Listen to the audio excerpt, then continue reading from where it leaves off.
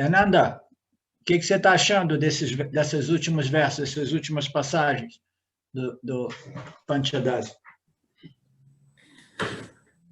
Professor, vejo assim que é muito sutil e é como se fosse, eu falei assim que é para o Bruno uma chave, assim, sabe? São passagens assim que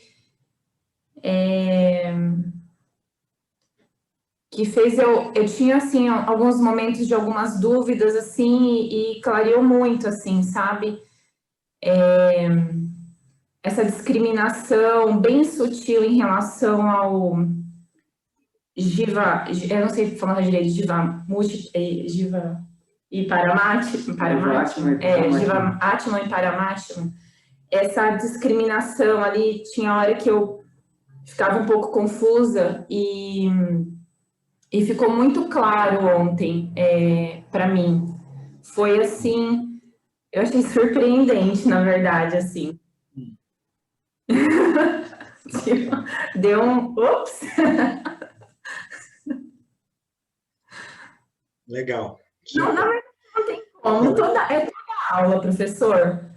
Toda aula é fantástico. Uma sacada. Mas essas últimas, assim, parece que vai afunilando, o bicho vai pegando.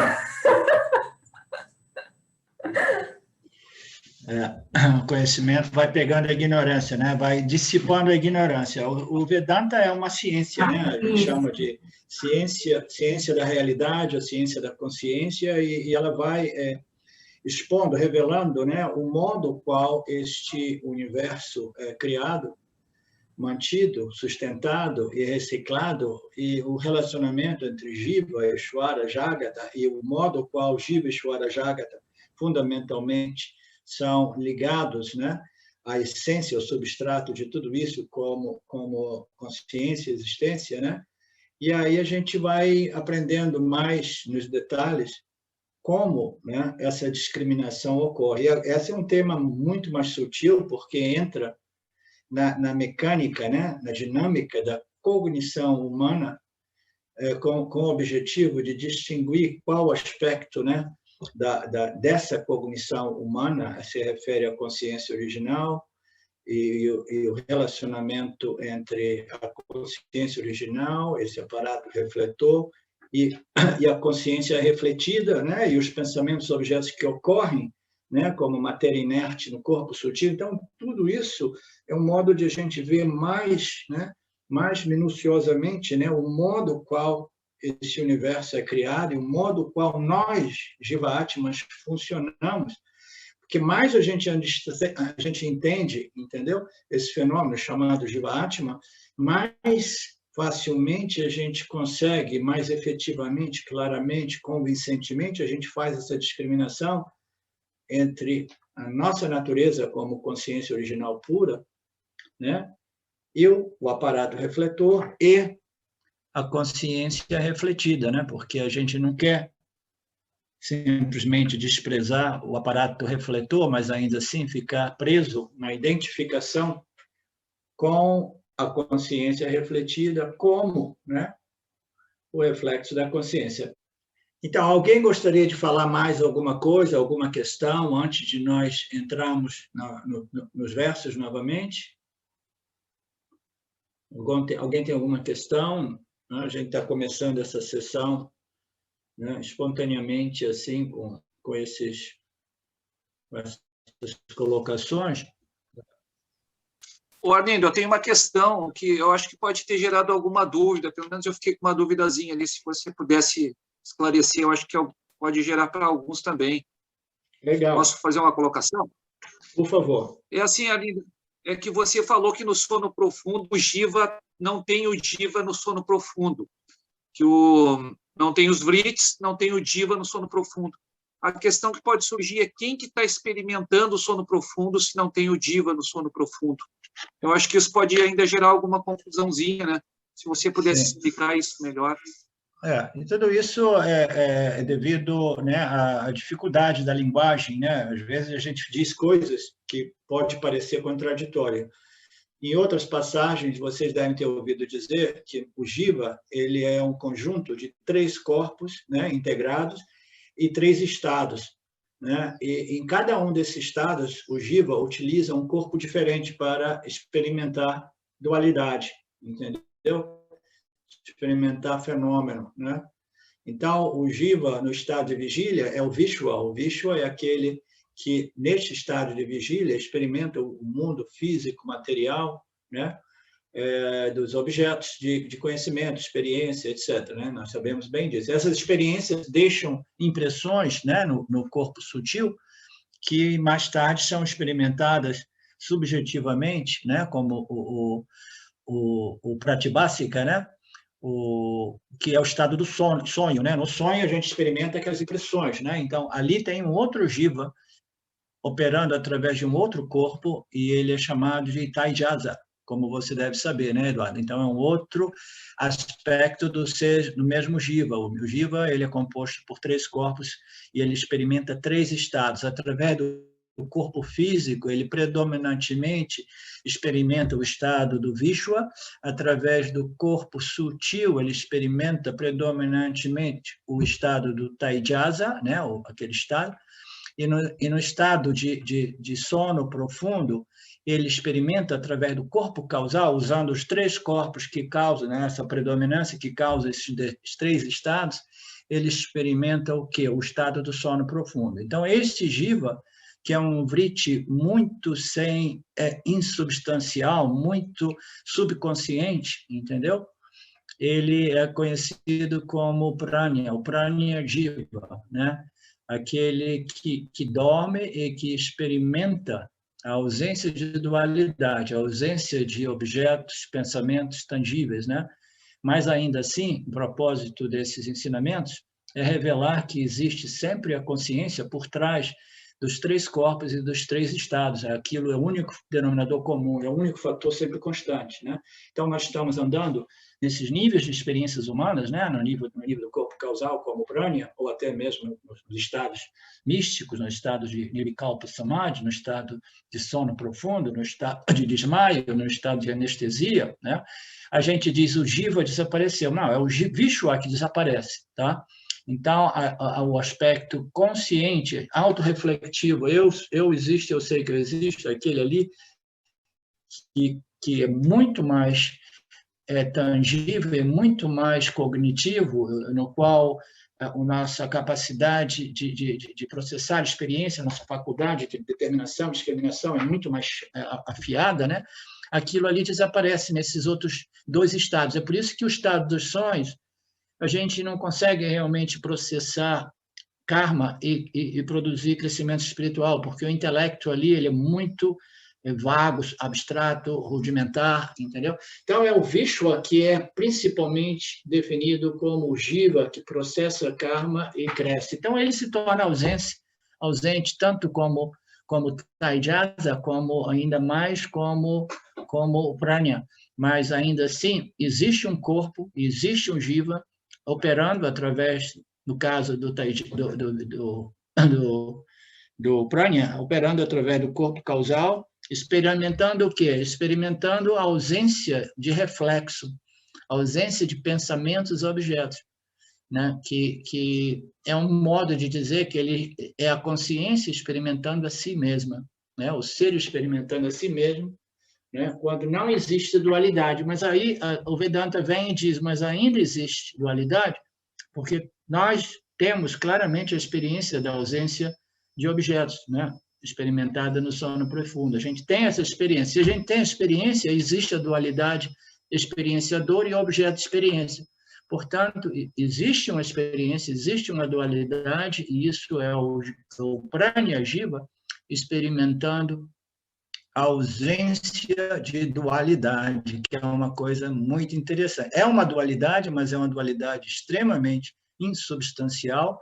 Ele está experimentando e muitas vezes, dependendo do contexto, os textos nossos dizem, não, é a consciência experimentando a si mesmo, entendeu? Você vai encontrar essas passagens que também colocam nesses termos, porque o prânia, corpo macrocósmico causal e o microcosmo causal é aquilo que existe mais próximo da consciência, entendeu? Antes dela produzir os vritis que causam uma infinidade de diversidade, pluralidade, nome, cores e formas. É como se a consciência estivesse experienciando, através desse contato, né, com Maya, né, e o corpo macrocósmico causal e o microcósmico, ela experimenta a si mesmo, do mesmo modo. A gente vai ver algumas analogias bacanas aqui. Mas legal. Obrigado, Eduardo. Super. Então, vamos iniciar? Sim. Diga aí, Cardoso. Duas perguntas, né? O Jiva e o Jivatma, eles sempre existiram, é dito isso? Pode ser considerado dessa forma? Jiva e Jivatma sempre existiram. Eles não têm início nem fim, eles sempre existiram. Isso é uma verdade, não é verdade?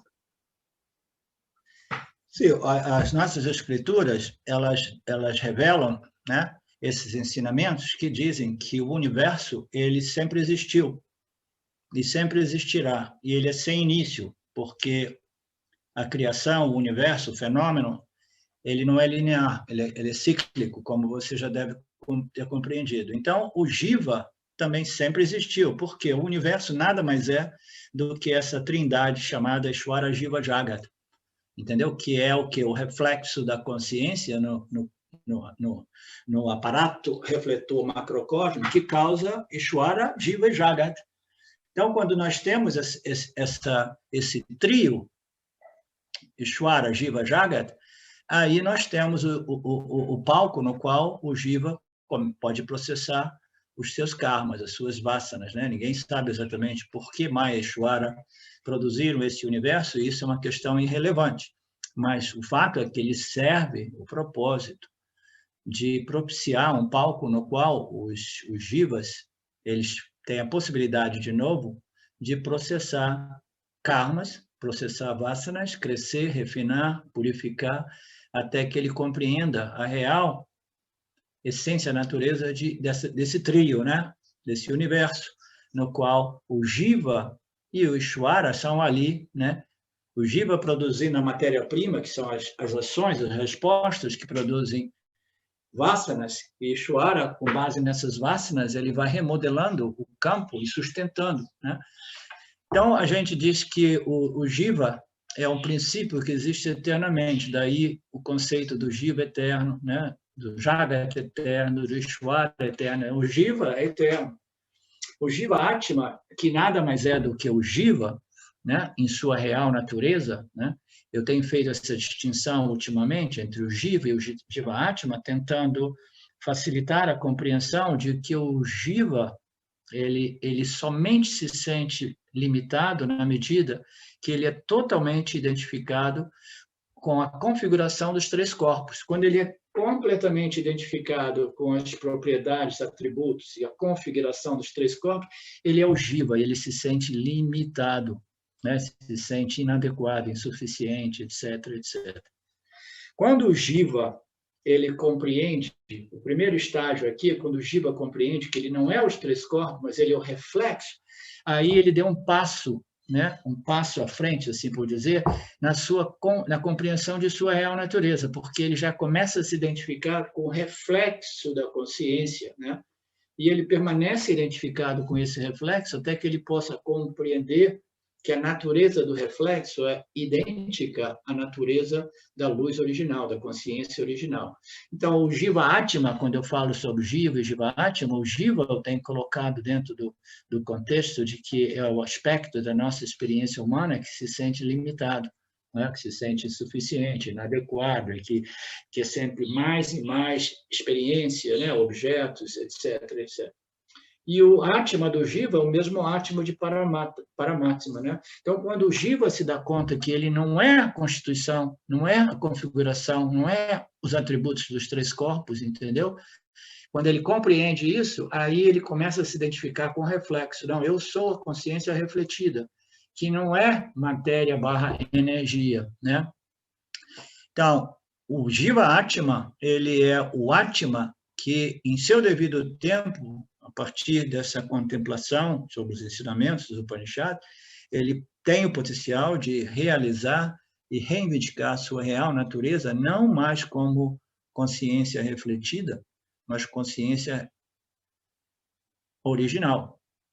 E essa reflexão é o que nós estamos fazendo aqui, compreendendo, dentro do âmbito da nossa experiência cognitiva do dia a dia, o modo qual nós operamos, né, a partir da consciência original associada com o seu próprio reflexo no aparato refletor. Nós somos a mistura dessas duas consciências. É como se tivesse duas consciências.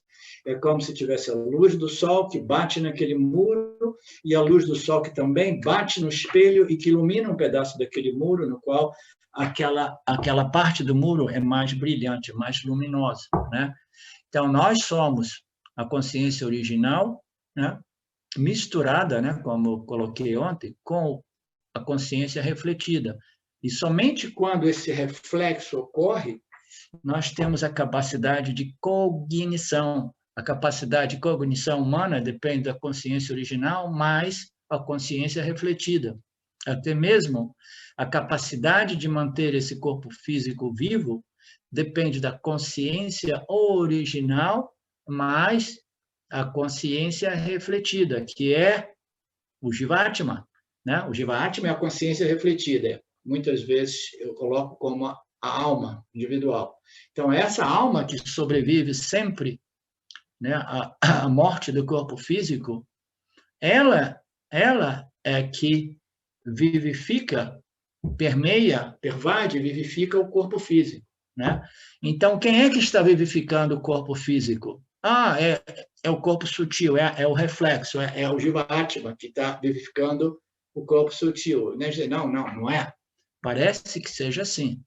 Por quê? Porque a alma, o corpo sutil, digamos assim, ele é vivificado pela consciência original.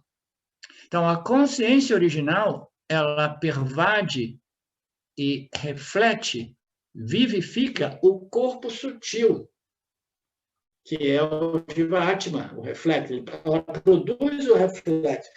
Esse reflexo, essa alma individual, ela vai permear, pervadir o corpo físico, entendeu? E vai brilhar no corpo físico, produzindo um ser humano com a capacidade de senciência, né? De perceber, de determinar, de interagir, etc., etc., né? Então, nós estamos tentando compreender esse Jivatma, né? Que é uma mistura da consciência original e a consciência refletida, que, por sua vez, depende do aparato refletor, mas não é exatamente o aparato refletor, muito embora não exista sem o aparato refletor, essa consciência refletida nos concede a capacidade de determinação, discriminação, conhecer e experimentar. Nós sabemos que a consciência original não é uma entidade conhecedora / experimentadora. O Jivatma, que é o reflexo, sim, mas o reflexo não existe sem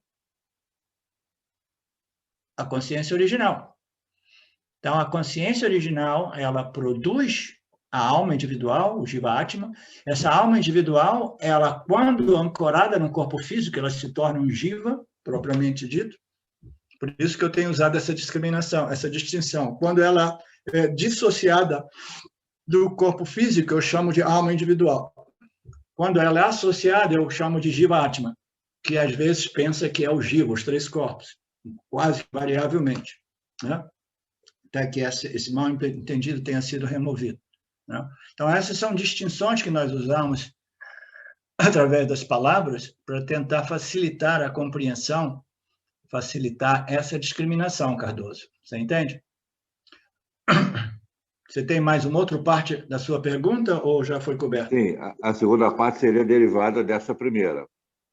Então, seria o seguinte, na realidade, todas essas explanações de Vedanta, a metodologia de Vedanta, as palavras utilizadas por Vedanta, né, a Advaita Vedanta tradicional, elas são uma tentativa de que haja uma compreensão na área cognitiva, né? Na realidade, tudo é a consciência original. Quando você realiza essa compreensão, você vê que não existe o reflexo da consciência, o Jiva Pranya, o Jiva Vishwa, o Jiva Tajasa, né, e tal, você vê que, na realidade, tudo aquilo era apenas uma metodologia, que só existe a consciência original, como alguns mestres acabam afirmando, né, alguns mestres Vedanta também, só existe a consciência original, o resto aparece. Poderia Sim, o Vedanta é uma ciência completa, extensiva, entendeu? Sofisticada, elegante, que aborda não somente o fato, né, de que a única realidade é a consciência original, que é o fato, mas é um fato que não ajuda a maioria dos buscadores de moksha. Os buscadores de moksha não são facilmente convencidos, a menos que eles tenham passado por essas escrituras espirituais, né, em nascimentos anteriores, eles não se convencem facilmente que a natureza da realidade é não dualidade, que a única realidade é a luz da consciência, sempre presente, que jamais se modifica, e que ele é aquilo, e que tudo é aquilo. Então, sem uma explanação, uma explicação, um desdobramento, né, profundo, o indivíduo ele não aceita essas declarações finais dos Upanishads. Então, nós precisamos entrar em Mitya, e o Vedanta é uma metodologia de ensino, um corpo de conhecimento que cobre, né, tanto Satya como Mitya, né? E é através de Mitya que esse conhecimento ocorre. Esse conhecimento só tem realmente o Jiva Atma, que é a consciência refletida, misturada com a consciência original. Ele se identifica com os três corpos, ele se identifica até mesmo com esse reflexo da consciência, e ele se sente limitado, e ele não curte a experiência humana dele, e não tem dificuldade de processar a vasana e crescer, porque fica preso a tudo isso, né? Preso aos 5 koshas, a todas essas experiências humanas, né? Desenvolve essas vasanas que o amarra literalmente ao samsara.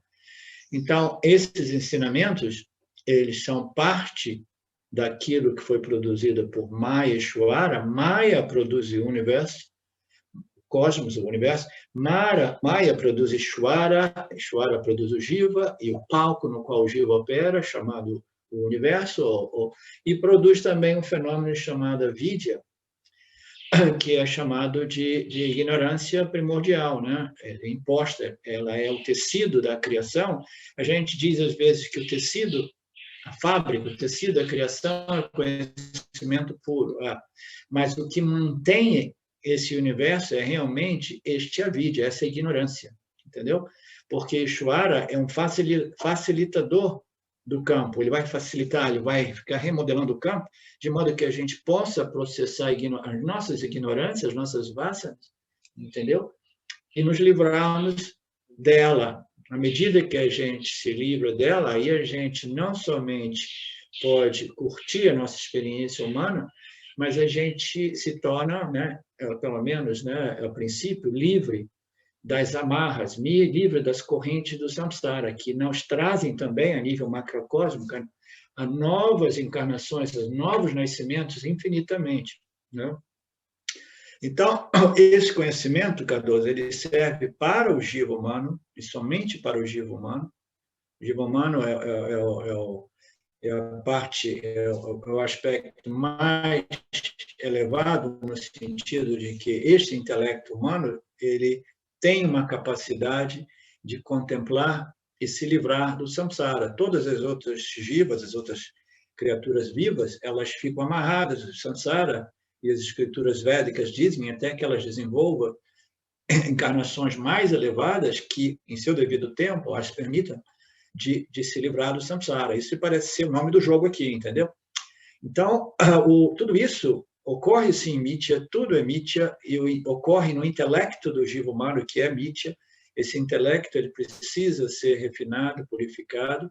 Por quê? Porque essa libertação ela só serve mesmo para o jiva aparente. É o jiva aparente que deve se livrar de uma ignorância aparente para desfrutar um moksha aparente. Tudo isso é dentro do âmbito da aparência, Mitya, entendeu? mas o jiva é somente dentro, e é um conhecimento cognitivo, é um conhecimento cognitivo diferente da maioria dos conhecimentos cognitivos, né, que nós obtemos em relação dualística com os objetos do campo. Esse conhecimento cognitivo é um conhecimento único e que somente é revelado através do Pramana, chamadas escrituras dos Upanishads. Entendeu? Porque é um conhecimento a respeito da real natureza deste conhecedor aparente. O conhecedor é um jiva e ele é uma aparência. Mas a essência do jiva aparente é Satya, é a única realidade. Então, como você já me ouviu dizer, é dentro de Mitya que o Satya pode ser extraído e reconhecido e realizado. Entendeu? É somente em Mitya. Em Satya não existe nada além da consciência e existência, sem nada além de si. Né? Então, é somente em Mitya, nessa ordem de realidade aparente, que o jiva aparente tem o potencial de reconhecer a sua real identidade e natureza, que não é uma mera aparência, mas é a verdade absoluta, entendeu? Então, é em Mitya, somente em Mitya, que o absoluto pode ser realizado, entendeu? Então, a gente não pode descartar Mitya, descartar nada disso e simplesmente ficar voltando lá, né, naquelas conversas dos Advaitas, do Advaitas do caminho direto, né, dizendo, então tá, isso é Mitya, não, né, como você já deve ter ouvido dizer diversas vezes. Né? É dentro do intelecto. O intelecto humano é o único instrumento que nos permite conhecer a natureza absoluta de Mitya como Satya. Obrigado, Naga. Altamente esclarecedor para mim. Tá? Muito obrigado. Espero que tenha sido também um pouco mais iluminante para a Fernanda, né, Fernanda?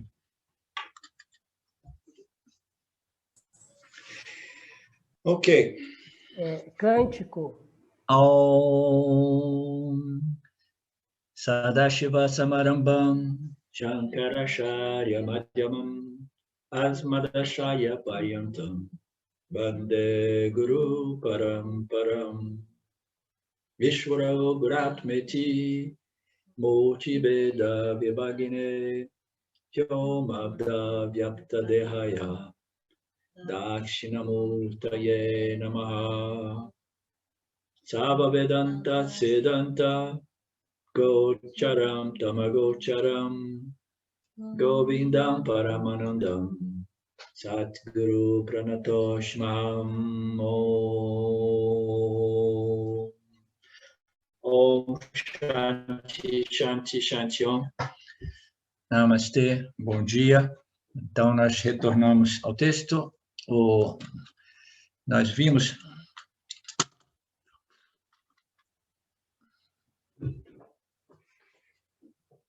Não sei, isso aqui não está funcionando bem. Eu sei. Por que faz isso? Sempre que eu volto para cá...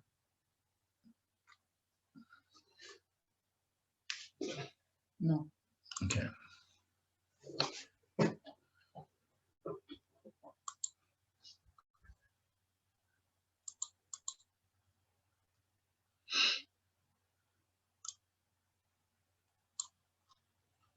Então, nós vimos nos versos anteriores, né? Já fizemos uma boa introdução agora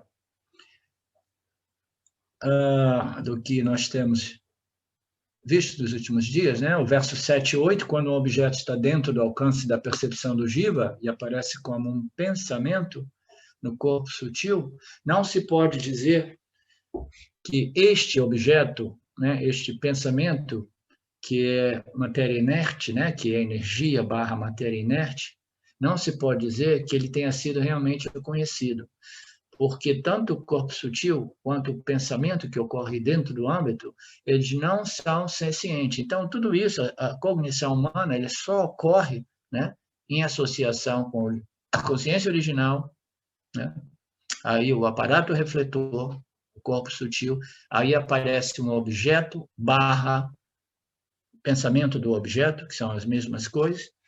Aí, somente então, existe a cognição humana. E essa cognição, ela depende desses fatores, entendeu? Ela depende da consciência original, do aparato refletor, do pensamento / objeto. E quando ocorre a cognição humana, ocorre por quê? Porque a consciência original associada com tudo isso, mais o reflexo da consciência que nos concede a capacidade, né, de experimentar e conhecer, então a cognição ocorre, né? Por quê? Porque o aparato refletor, os pensamentos e os objetos são matéria inerte, elas não têm senciência, não têm capacidade. A senciência é sempre devida à consciência original. E o Jiva Atma, como reflexo da consciência, tem que estar presente. É o Jiva Atma, um reflexo que obtém essa cognição. Né? Nós já vimos isso, hoje eu fiz uma pequena introdução dizendo isso também. A consciência original não é capaz de determinar, de conhecer, entendeu? Isso é o corpo sutil, que é o reflexo, que não é bem o corpo sutil, é o reflexo. O reflexo é que tem a capacidade de conhecer, do mesmo modo que é o reflexo que tem a capacidade de permear e vivificar o corpo físico, entendeu? Através dos pranas e os órgãos, etc. Então, o corpo, o reflexo, ele faz tudo isso, mas ele não faz nada sem a presença da consciência original, né? Então, tudo isso é matéria inerte que acaba produzindo o reflexo, e o reflexo ele deixa de ser matéria inerte. O pensamento, os objetos, o aparato refletor são matérias inertes. Quando existe o reflexo, a cognição, eu sou e eu sei que eu sou, eu conheço o pote e eu sei que eu conheço o pó, essa reflexão já não é matéria inerte. É aí que a gente precisa identificar de qual modo esse Jiva Atma, que é o reflexo, ele é Paramatma, entendeu? Porque esse reflexo, esta senciência humana, é o aspecto, né, Satya da nossa existência, da nossa experiência, Satchitananda. É essa consciência original que, em associação com seu reflexo no próprio corpo sutil, permite ao indivíduo se tornar um experimentador, conhecedor do campo dos objetos. Então, quando a cognição ocorre, nós temos que lembrar, eu estou conhecendo, experimentando, e eu sei, né? Por quê? Graças à consciência original, em associação com Maya, o aparato macrocósmico refletor, esse aparato microcósmico que produz esse Jiva Atma em sua capacidade de cognição, de reflexão, de determinação, e essa senciência, essa capacidade intelectual, ela é devida principalmente à consciência original, mas somente quando associada a esses outros fatores, ok? Então, é muito fácil a gente se identificar com esses fatores intermediários, e o propósito de todas essas análises de experiências, e agora nós estamos fazendo análise da cognição humana, essas análises elas têm o objetivo, né, romper com as nossas identificações com esses fatores intermediários e estabelecer a nossa identificação com a consciência original, que não é uma entidade experienciadora. Aí as pessoas dizem, putz, mas não é uma entidade experienciadora, mas virou, e aí... Não é uma entidade experienciadora, mas é por isso que ela é infinitamente livre, né, de todo e qualquer senso de limitação, né? É o princípio, né, fundamental, é o substrato, é a luz que revela, mas para revelar, a gente vai ver nos versos seguintes, ela precisa do corpo sutil e do Jiva Atma, porque é o Jiva Atma que realmente ilumina o campo. Isso são passagens muito reveladoras, muito radicais a respeito da criação e o modo qual a consciência humana, né, essa experiência humana, ocorre, entendeu? E os fatores envolvidos, né? E o papel do Jiva como o fator final que permite a iluminação do campo, né? Você lembra que a consciência original não consegue iluminar o corpo físico? Como assim não consegue iluminar? Não consegue iluminar o corpo físico. Como assim? Mas o corpo físico é vivo, ele interage, ele pensa. Sim, mas não é bem o corpo físico que interage, pensa, etc, etc. corpo físico é simplesmente uma ferramenta, um instrumento mais denso, né? Então, a consciência, ela ilumina o corpo sutil. O corpo sutil ilumina o corpo físico e faz do Jiva Atma esse complexo corpo-mente, né? Então, do mesmo modo, a consciência original, a causa de tudo, né? Ela não realmente, ela não consegue iluminar o campo dos objetos, ela não consegue realmente iluminar. Mas como assim a gente diz que a luz do iluminador é ela que ilumina tudo? Sim, mas ela só ilumina realmente o campo quando ela bate e reflete no corpo sutil dos jivas humanos. Entendeu? Ela só realmente ilumina a Jagata através desses reflexos nos corpos sutis dos jivas humanos e nos jivas não humanos. Somente os jivas humanos têm a possibilidade de conhecer o campo e saber que eu conheço. Você pensa que uma formiga, aqui, vocês não podem imaginar essa ideia de vir para a roça, cara, vocês têm que pensar muito profundamente, porque eu comecei a querer produzir comida orgânica, bonito, né? Criar uns bichinhos, isso e aquilo, e os bichos comem tudo, né? Você até compreender como é que você vai conseguir produzir alguma coisa, né? Criar um ambiente mais autossustentável, sem que de manhã cedo você vá lá e veja que os bichos comeram tudo. Agora eu estou com um galinheiro, tem uns pássaros que chupam os ovos, comem os ovos, entendeu? Então, a gente vai falar sobre a formiga. A formiga está lá, né? E ela está simplesmente seguindo a sua natureza, fazendo essas coisas, comendo todas as minhas hortinhas, essas coisas. Ela simplesmente segue esse impulso, né, de sobrevivência, né? E ela vai fazendo o que ela está fazendo. Ela existe e ela age respondendo aos estímulos do meio ambiente, né? Mas ela não sabe que ela existe.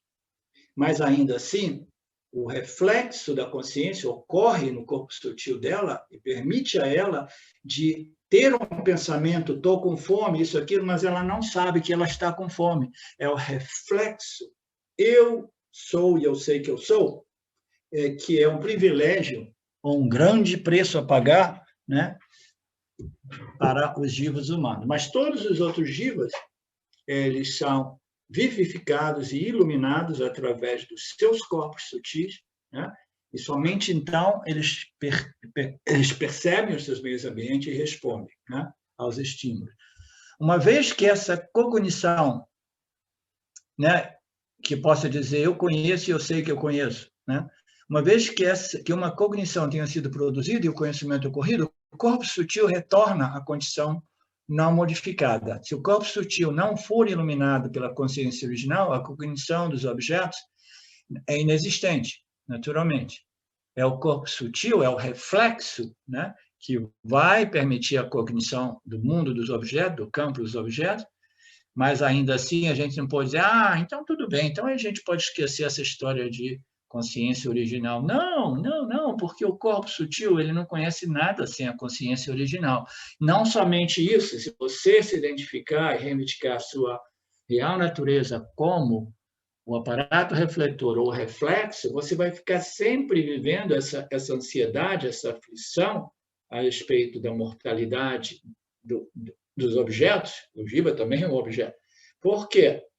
Porque você se identificou com aquilo que é temporal e aquilo que não possui uma realidade independente, porque o reflexo depende do aparato refletor, e o aparato refletor depende de quê? Não somente da consciência original, mas depende do corpo físico, porque no momento que o aparato refletor se desprende do corpo físico, ele já não consegue interagir com o meio ambiente, entende? Ele só interage com o meio ambiente, respondendo aos estímulos, na medida que ele tem esse corpo físico associado a ele, de tal modo que a experiência humana é uma experiência de ansiedade, de medo, né, a respeito da mortalidade do corpo físico, né? Portanto, sem a consciência original, a cognição humana é impossível. A consciência pura não pode ser o seu reflexo no pensamento. porque é anterior ao pensamento. Então, sempre que existe um pensamento, apareceu um pensamento aqui, entendeu? Oh, putz, agora eu lembrei, ó, falando disso, o meu time está jogando agora, começou às 10, apareceu um pensamento, né? Então, apareceu um pensamento, imediatamente, né? O que ocorre? Eu tenho a consciência desse pensamento. Onde é que eu estava indo aqui? A consciência pura não pode ser o seu reflexo, porque é anterior. Então, apareceu um pensamento, putz, o Inter está jogando, né? Então, eu vou dizer, a consciência, será que a consciência é realmente esse pensamento, o Inter está jogando? Ou essa consciência ela estava aqui quando nós estávamos falando sobre o aparato refletor, sobre o Jiva-Ati? Essa consciência está sempre aqui. Ela vai iluminar o corpo sutil e vai permear todos os pensamentos que ocorrem no corpo sutil, produzindo a experiência humana, né? Tanto a nível subjetivo como objetivo. Então, essa consciência, ela está sempre presente o aparecimento e o desaparecimento dos objetos barras pensamentos, ou pensamentos barras objetos, né? Ela é sempre anterior ao pensamento e ela é anterior também ao conhecimento e à ignorância dos objetos, né? Ela sempre existe além do conhecimento e da ignorância. Portanto, esse corpo sutil que produz os pensamentos, né, e as experiências, né, no qual a consciência é refletida, é a causa do conhecimento e da experiência, né? Então, diz assim, portanto, né, essa consciência original, que é anterior à presença dos pensamentos, objetos no corpo sutil, ela existe independentemente, mas a experiência e o conhecimento dependem do corpo sutil. O corpo sutil, no qual a consciência bate e reflete, é a causa do conhecimento e da experiência. Então, o Jiva se torna o agente experienciador e conhecedor, né, somente devido à consciência original, devido ao seu aparato refletor, e como eu estava colocando mais um fator, e devido à associação ainda, né, com esse corpo físico, porque ele precisa do corpo físico para realmente, né, experimentar e conhecer o campo dos objetos físicos, né? Portanto, o corpo sutil no qual a consciência se reflete é a causa real do agente experimentador, ao passo que a consciência pura, ela existe livre, né, da dualidade sujeito e objeto de experiência, sujeito e objeto de conhecimento, né? Então, a consciência original, ela concede a sua natureza, a sua essência, ao Jiva, ela reflete no Jiva, no corpo sutil. Esse corpo sutil permeia e vivifica o corpo físico, e somente então o Jiva se torna um agente, uma entidade experienciadora e conhecedora, né? Consciência permanece sempre pura, livre e independente de todo esse processo cognitivo, né? Ou o processo de conhecimento e experiência. O verso 14, ele diz, a cognição, quando a gente vê um pote, né? Um pote, isto é um pote, é devido ao reflexo da consciência no corpo sutil, mas o conhecimento, eu conheço o pote, é devido à presença da pura consciência original. Tá? Então, nós temos esse coquetel, esse blend, né? Essa mistura de consciência original e consciência refletida. Nós vimos já essas analogias na aula anterior, né? Que clarificam ainda mais o modo qual essa consciência original produz esse micro-reflexo. Somente então ela ilumina seu campo e ela produz a cognição humana. É devido à presença da pura consciência original que o pote existe, eu conheço o pote e eu sei que eu conheço o pote. Este elemento ele se deve à consciência original, a única fonte de ciência. O que é a ciência? É essa capacidade de que eu sou e eu sei que eu sou. Eu conheço e eu sei que eu conheço. Eu existo e eu sei que eu existo. Essa reflexão, esse conhecimento, né, da minha capacidade de conhecer, entendeu? Essa autorreflexão humana se deve à consciência original. É somente por isso que o Jiva-Atma consegue determinar, se ele seguir cuidadosamente as exposições dos Upanishads, ele consegue determinar e reivindicar a sua identidade como consciência original. A reflexão, quando essa reflexão ocorre, nós temos aqui a consciência original, o aparato refletor, os objetos, pensamentos que são iluminados nesse aparato refletor, tudo isso é matéria inerte, né? Aí nós temos uma reflexão. Essa reflexão é reflexo da consciência. Ela vai determinar a compreensão. Eu conheço o pote, eu sei que eu conheço o pote. Essa reflexão, ela não vai dar um chega para lá na consciência original, ela não vai ocultar a consciência original, ela não vai cancelar a consciência original, né? Essa reflexão, eu sei que conheço o pote, eu sou e eu sei que eu sou, né? Quando você tem pensamentos dessa natureza, eu existo e eu sei que eu existo, são pensamentos muito, muito profundos, muito sutis. É diferente do pensamento. Estou vendo o pote de argila, entendeu? Esses são pensamentos a respeito de mídia, dos objetos produzidos por mídia. Quando você tem um pensamento que é uma reflexão de um pensamento inerente à sua natureza, à sua essência, né? Como essa reflexão humana, essa capacidade, eu existo, eu sei que eu existo, naturalmente é um pensamento muito mais nobre, muito mais elevado, né? Mas quando essa reflexão ocorre, né? Ela não sobrepõe, ela não oculta, ela não cancela a consciência original, né? Essa consciência refletida, né? Ela não oculta a consciência original. Por quê? Porque a consciência original pervade, né? O aparato refletor, o corpo sutil, pervade os objetos, os pensamentos que estão sendo iluminados no corpo sutil, né? E ela, mais profundamente, ela pervade até mesmo o seu reflexo no corpo sutil, porque a consciência original, ela pervade tudo. Ela pervade até mesmo o reflexo, porque a gente diz assim, por efeitos didáticos, né, que quando nós experimentamos, nós estamos experimentando a consciência em seu aspecto cognição humana, conhecimento humano, né?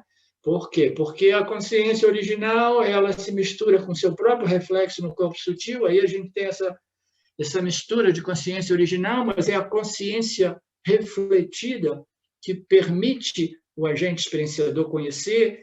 A consciência original concede a capacidade de senciência que permite a cognição, mas, no final das contas, tudo isso é simplesmente para facilitar esta visualização, né, da ciência de Nietzsche, a ciência da realidade dentro de Nietzsche, o modo qual tudo isso ocorre para facilitar a nossa discriminação.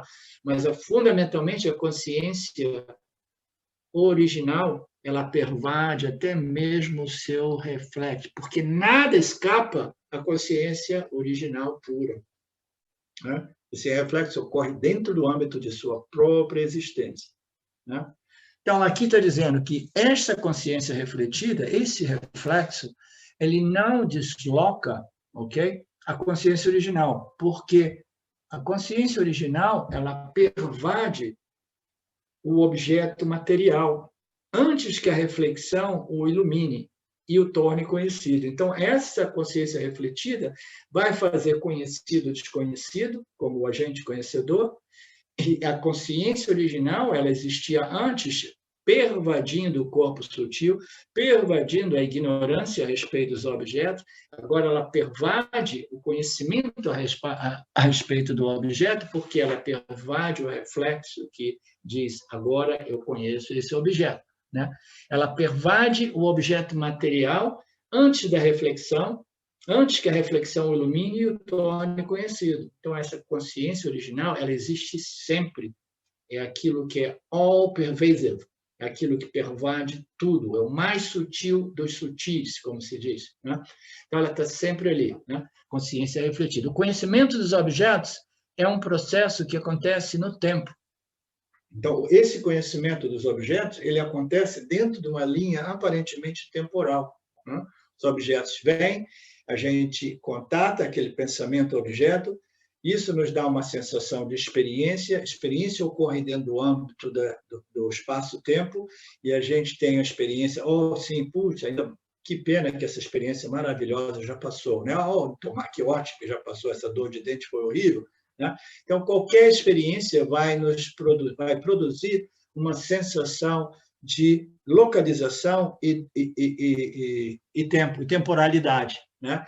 O espaço, o tempo entre uma experiência e outra, uma duração de uma experiência agradável, uma duração de uma experiência desagradável. Como a gente sabe, o tempo também é relativo, porque experiências muito agradáveis passam rápidas, experiências muito dolorosas parecem passar mais lentamente, etc, etc. Mas, em geral, os objetos conhecidos... Onde é que eu estou?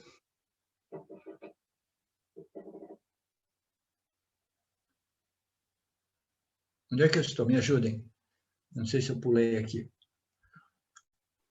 Eu acho que eu passei Acabou de ler o objeto conhecido, são pervadidos tanto pela consciência original quanto pela consciência refletida.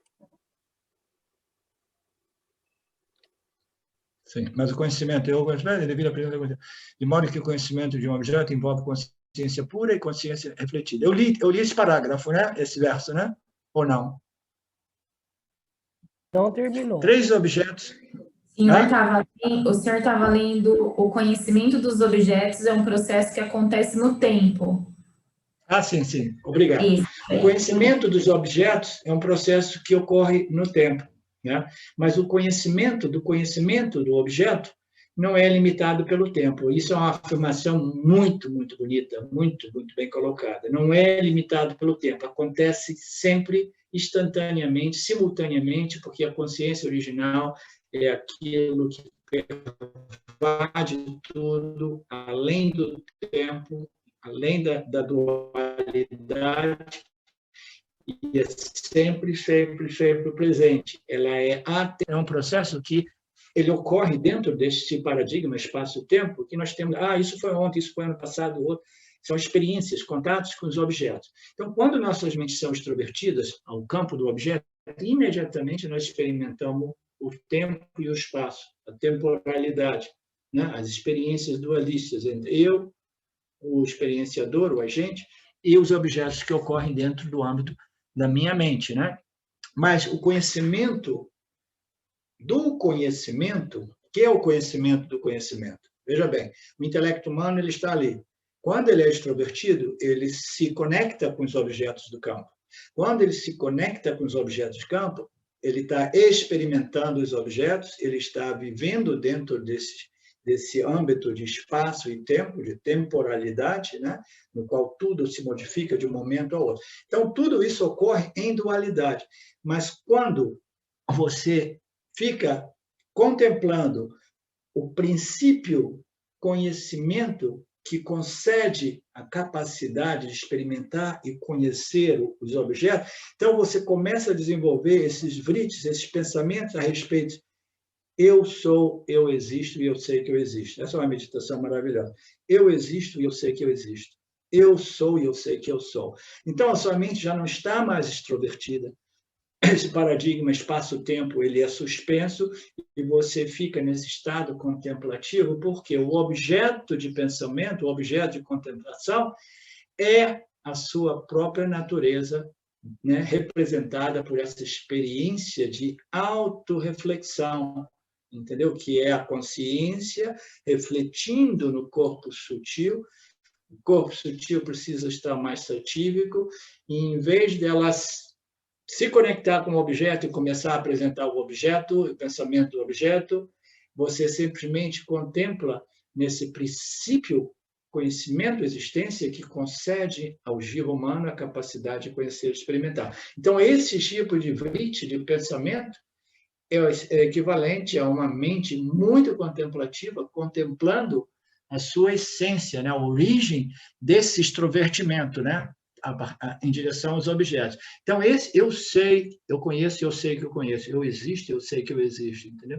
Então, você está recolhendo os órgãos sensoriais, recolhendo esse extrovertimento humano, e você está mantendo a sua mente focada nesse reflexo da consciência original, que ela brilha como esse esse poder de conhecer, essa luz refletida que ilumina o campo, e você permanece ali, sem se conectar com os objetos, né? Então, este é quando você permanece firme no conhecimento do conhecimento, você já não é mais limitado pelo tempo, né? Por isso que as pessoas amam a meditação profunda, por isso que as pessoas ficam presas, né, no Nirvikalpa Samadhi, em outros estados, né? Você está ali totalmente contemplativo, totalmente focado neste reflexo, né, natural, satívico, né, no seu intelecto, né, que te dá aquela sensação de plenitude, de viver além do tempo. Tudo desaparece porque você trouxe o seu intelecto, né, e focalizou nesse reflexo primordial, antes que esse reflexo ilumine os pensamentos / objetos e entre no mundo da temporalidade, no mundo das experiências dualistas, né? Então, esse conhecimento dos objetos é um processo que ocorre no tempo, mas o conhecimento do princípio conhecedor não é temporal, não é limitado no tempo, porque o objeto, nesse caso de contemplação, esse vritti vedântico, né, ele ocorre além do tempo, porque ele é a respeito da nossa real natureza, que não é simultaneamente, até mesmo no momento que cada objeto aparece, mas esses esforços de suspender o extrovertimento humano facilitam o indivíduo de compreender, entendeu? A consciência original, que é a sua real natureza, né? Então, acontece sempre instantaneamente, simultaneamente, até mesmo quando os objetos, pensamentos ocorrem. Por quê? Porque a consciência original, ela está sempre presente, né? Pervadindo, permeando, concedendo a luz ao reflexo, chamado Jiva Atma, de iluminar e se tornar o agente conhecedor e experienciador. Então, os versos 17 a 26 discriminam intrinsecamente a experiência, né, da consciência original não experienciadora. Olha que estranho. A experiência da consciência que não é um agente experienciador e que não pode ser experienciada objetivamente, né? Então, esses versos próximos, elas vão discriminar, né, intrinsecamente a experiência daquilo que é a consciência, a existência original, que não é um agente experienciador e que não pode ser experienciado objetivamente. Mas essa consciência, ela vai ser discriminada e analisada em seu reflexo, né, da consciência refletida como agente experienciador. O ser refletido é experimentado quando há pensamentos. Quando surgem pensamentos, quando surgem objetos, experiências particulares, um senso de localização e um senso de dualidade. Então, quando existe um pensamento, como nós já vimos, né, existe um sentimento, um pensamento ou um objeto que surge, que produz, eles são produzidos, generados pelo corpo, elas surgem, né, na nossa mente consciente. Mas muitas vezes os pensamentos eles são produzidos pelo campo, né? Eu olho fora aqui, tem um cachorro. Então, o pensamento cachorro ele apareceu como objeto cachorro e às vezes pode aparecer como uma vassana, né, por um cachorro, né? Um pensamento que vem do corpo causal, né? O ser refletido é experimentado quando há um pensamento, né, particular, um senso, produzindo um senso de localização e um senso de dualidade, né, e de temporalidade, naturalmente. Embora a consciência testemunhante não experienciadora esteja sempre presente, a sua ausência é aparentemente ofuscada pela entidade experimentadora, né?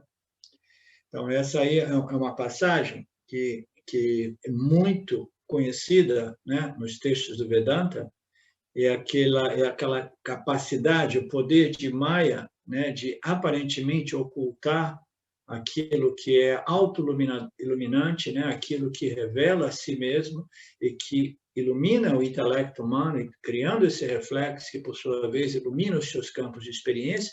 essa luz original é muito facilmente, aparentemente, ocultada ou ofuscada quando essa entidade experienciadora ocorre. E por quê? Porque essa entidade experienciadora é extrovertida. Né? Não é que a entidade experienciadora, não é que o reflexo, entendeu? Necessariamente ele ofusque ou oculte a luz do iluminador, a luz original, a consciência original, mas é devido a esse extrovertimento, desejo de haver, reter e evitar, né, essas vasanas fundadas nessa avidya fundamental, cósmica, universal, é que faz com que o quê? A gente não perceba a luz do iluminador. Por quê? Porque nós estamos voltados para os objetos de desejos e aversões, né?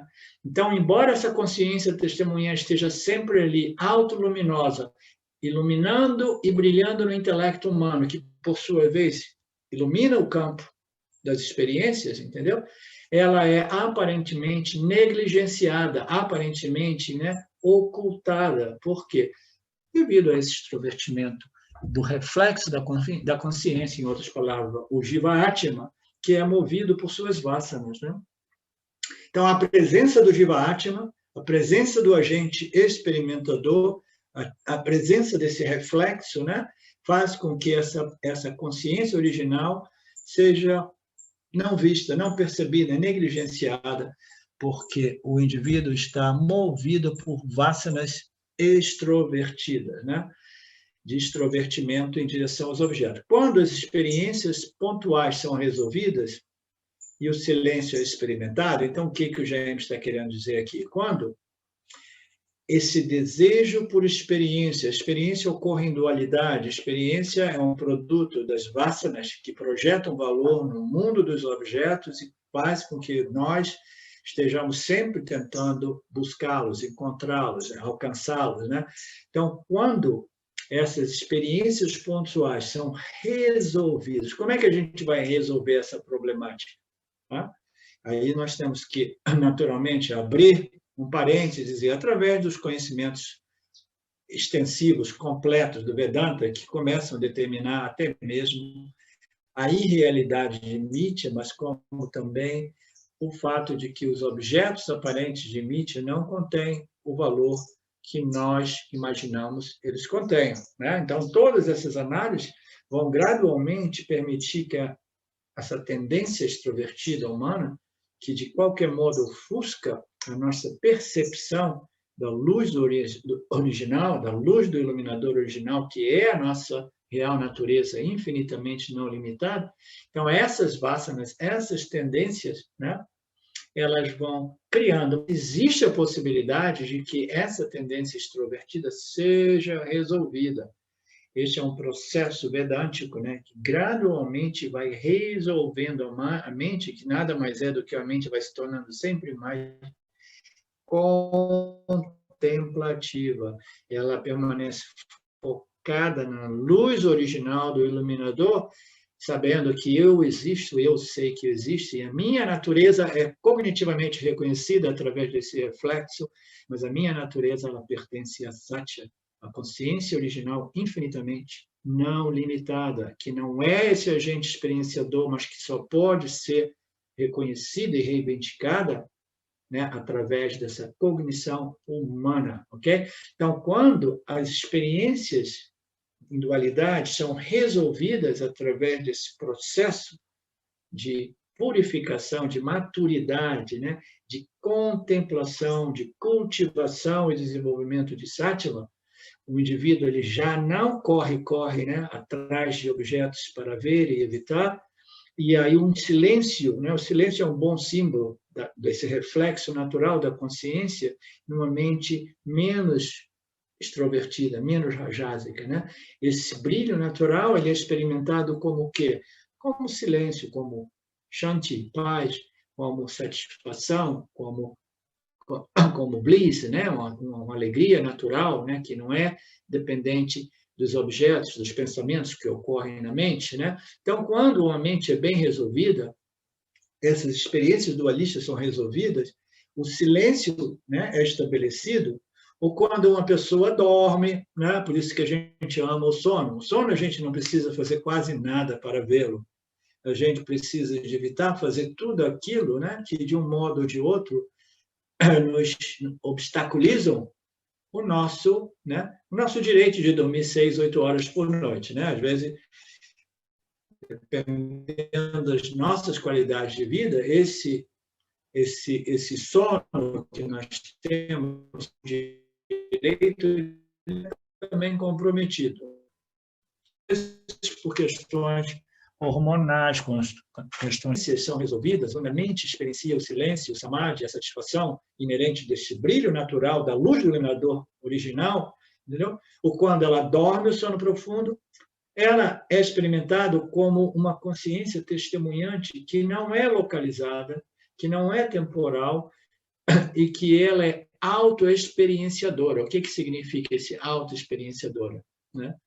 É que nós, através desse reflexo, essa capacidade cognitiva de experimentar fenômeno, nós podemos experimentar o fenômeno mais sutil que existe, que é o reflexo da nossa natureza original num intelecto bem resolvido, bem satívico, né?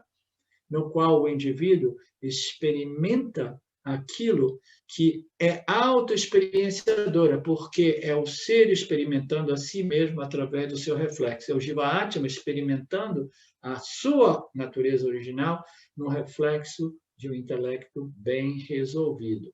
Isso não significa que eu esteja encorajando vocês a desenvolverem a prática de Samadhi Yoga, mas eu estou encorajando vocês a persistirem no Jnana Yoga, porque o Jnana Yoga é o melhor, como se diz, aquilo que resolve, resolutor, é o melhor purificador, né, deste intelecto humano. O intelecto humano vai se tornando sempre mais contemplativo e satívico através do Jnana. O Jnana é aquele que resolve essa problemática, o extrovertimento humano, entendeu? Em sua raiz, na raiz do problema, porque ela vai abordar o Jnana Yoga do Vedanta, a causa raiz da problemática, que é Rajas e Tamas, o extrovertimento humano, porque toda essa tendência humana é chamada de avidya, é toda ela fundada na ignorância da real natureza do Jiva Atma, em sua plenitude, como consciência e existência. E essa ignorância faz com que o indivíduo permaneça preso no corre-corre da vida, né? Totalmente extrovertida, negligenciando ou não percebendo a luz do iluminador, que é de satisfação experiencial do nosso dia a dia. A gente curte o sono, pensamentos desaparecem. O agente que experiencia fenômenos, né, do estado de vigília desaparece e a gente permanece em satisfação. E aí existem aqueles que podem até, né, desenvolver a capacidade de Nirvikalpa Samadhi, ou alguns querem, né, experimentar com drogas que anestesiam, né, que me fez lembrar de Osho Rajneesh quando era jovem. Ele tinha um médico amigo dele que ele ia lá e convencia o cara, forçava o cara, torcia o braço do cara, né, ameaçava o cara, e o cara, que é médico, tinha acesso a essas anestesias médicas, ele ficava dando anestesia em Osho, porque Osho estava querendo compreender aquele estado no qual esse autorreflexo, eu sou e eu sei que eu sou, desaparecia, e ele queria ver o que estava por trás disso, né? Então, ele era um cara meio extravagante, meio doido, ele fez esses experimentos com anestesias quando ele era jovem também. E ela é autoexperienciadora, ela experiencia a si mesma, ela é sempre presente, e o que isso nos diz? Nos diz que o agente experienciador, toda vez que ele naturalmente experiencia um objeto ou um pensamento, ele está experienciando o quê? Ele está experienciando o objeto, o pensamento que ocorre no corpo sutil, né? Que é iluminado pelo reflexo, né? Que é reconhecido pelo reflexo, e ele também está experimentando o quê? Também está experimentando a luz original do iluminador. Nós experimentamos essa consciência em cada uma de nossas experiências do dia a dia. A gente experiencia a consciência porque ela é sempre presente, ela é autoluminosa, autorreveladora, ela aparece aparentemente ofuscada pelos vritis, ela aparece aparentemente ofuscada pelos objetos, na medida que a tendência humana é se voltar para os objetos, mas ela é sempre presente. É importante que a gente compreenda isso a nível prático. Qualquer experiência nossa do dia a dia, qualquer coisa que estejamos fazendo, essa é uma sadhana muito importante, compreender que nós estamos experimentando não somente os objetos, mas estamos experimentando a luz do iluminador original, a consciência original que brilha ou reflete neste intelecto humano, permitindo a ele iluminar e experimentar o mundo dos objetos. A gente experimenta ambos sempre, entende? A luz original e a luz refletida e os objetos revelados pela luz refletida.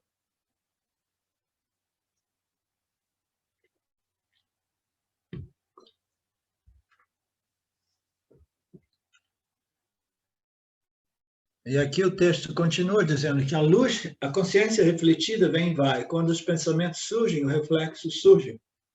E quando os pensamentos se vão, o reflexo se vai, né? Durante o dia nós temos pensamentos, aí o jiva de novo aparece, né? Isso em conexão com a questão do Eduardo, né? Então, durante o dia, o bicho experimenta objetos, pensamentos, né? E ele está ali presente como o experienciador dos objetos e dos pensamentos, né? Então, o reflexo está sempre ali, ele aparece com os pensamentos, né? Quando os pensamentos se vão, no caso do sono profundo, o reflexo também vai. Então, o que está dizendo aqui? Que a consciência refletida é a única realidade, porque ela existe antes do reflexo, antes dos pensamentos que ocorrem dentro do reflexo, antes das experiências e dos conhecimentos dos objetos, e depois ela permanece sempre inalterada, né? Enquanto que esse reflexo, ele vem e vai, ele tem estados, ele vai em sono profundo, ele desaparece, ele dá um desmaio, ele desaparece, né? Ele desenvolve uma vassana por Nirvikalpa Samadhi. Por quê? Porque ele gosta de desaparecer. Esses são os caras que gostariam de dormir 15, 18 horas por dia, mas não conseguem. Ele diz, já que eu não consigo dormir 18 horas por dia, eu vou desenvolver uma vassana espiritual por Nirvikalpa Samadhi. Aí eu posso dormir um pouco mais, né? A consciência permanece. Ela não vai e vem. Ela testemunha, ela é o princípio testemunhante, né? E ela é autoexperienciadora, sempre presente, é natural e intrínseca, enquanto a consciência refletida é não essencial. E não se trata do ser. Essa consciência refletida, né? O Jiva Atma, em sua expressão, configuração, corpo, três corpos, vasanas, etc., entendeu? Ele não é a essência real do Jiva Atma, como eu tenho dito. Por quê? A essência do Jiva Atma é sempre livre e independente de todo e qualquer fator. E esse reflexo depende de diversos fatores, inclusive o aparato refletor, né? E as vasanas, as propriedades, os atributos desse aparato refletor, tudo isso vai constituir o Jiva Atma, o reflexo, né? Esse Jiva Atma, ele não é o ser realmente, em sua configuração, em sua constituição, né? Mas o Jiva Atma não é somente o Jiva, como eu tenho colocado, né? O Jiva Atma é o Atma, é o ser, né? Aparecendo como o Jiva. Por que ele é o ser? Porque o Jiva Atma não vive sem a consciência original. Essa consciência original, entendeu? Ela vem, permeia tudo, reflete, produz a capacidade do Jiva se tornar um agente conhecedor, experienciador. Ele se volta para o mundo dos objetos, ele desenvolve maturidade, ele começa a contemplar e depois ele descobre que este Jiva Atma não é realmente a configuração corpo-mente, né? Que é definida e limitada pelos próprios atributos deste complexo corpo-mente. Esse Jiva Atma é a consciência original que ilumina o intelecto humano e que permeia e pervade até mesmo o seu reflexo, né?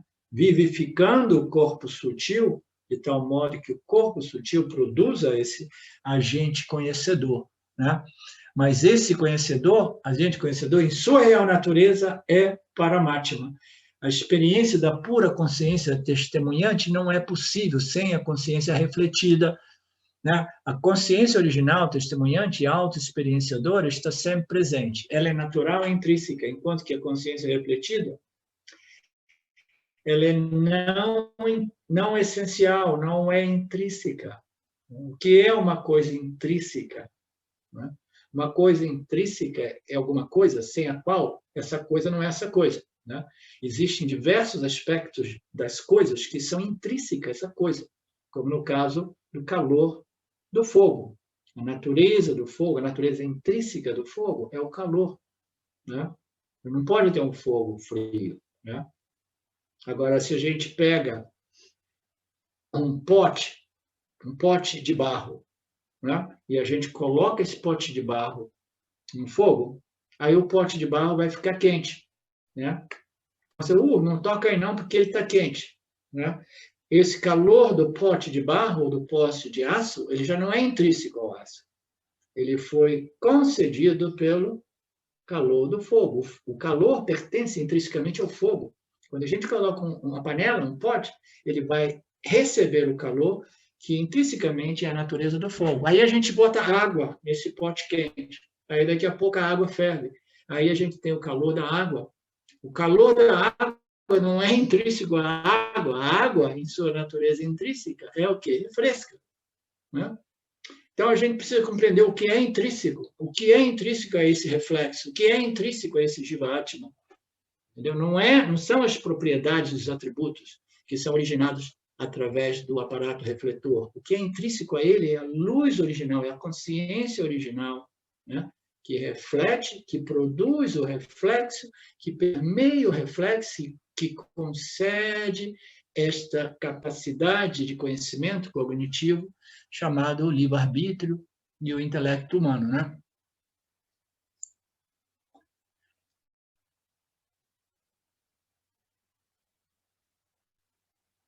A consciência refletida, ela não é a essência do ser, né? A sua natureza é natural e intrínseca, enquanto a consciência refletida é não essencial. Né? A essência da consciência refletida é a consciência original. Portanto, essa consciência refletida não é realmente Brahman, não é realmente o ser, mas é o ser. De que modo ela é Brahman, ela é Paramatma, de que modo ela não é Paramatma, é o que determina o autoconhecimento ou a autoignorância. Se nós nos identificamos, de novo, eu repito isso de novo, se nós nos identificamos com o aparato refletor, com o reflexo, qual é a diferença entre o aparato refletor e o reflexo? A gente tem um espelho, aí tem um objeto, aí nós temos o objeto aqui e o objeto refletido no espelho. Aparentemente, o reflexo do objeto é idêntico ao objeto. Se eu coloco o Bruno aqui, eu jamais vou ver o reflexo e dizer assim, não, é o Alex. Não. A imagem refletida vai ser idêntica ao objeto, né, que se apresentado diante do aparato refletor. Né? Então, quando nós temos essa consciência refletida, nós temos um reflexo, esse reflexo ocorre dentro desse aparato refletor, dentro desse espelho, entendeu? Então, nós temos o espelho e o reflexo dentro desse espelho.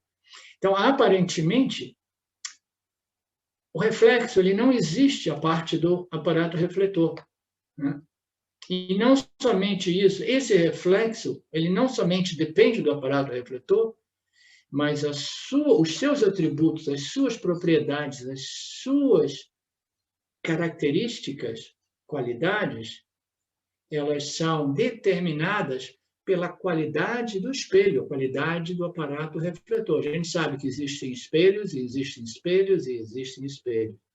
Alguns espelhos, eles distorcem as imagens diante dele, né? Os objetos diante dele. Então, esse espelho e esse reflexo, ele depende do espelho e ele vai ser definido, configurado, dependendo da qualidade desse corpo sutil, desse aparato refletor. Né? Daí a necessidade de a gente purificar o espelho refletor. Né? Como? Através do desenvolvimento de mais sattva. Porque sattva é a energia que reflete, né? Que revela. Né?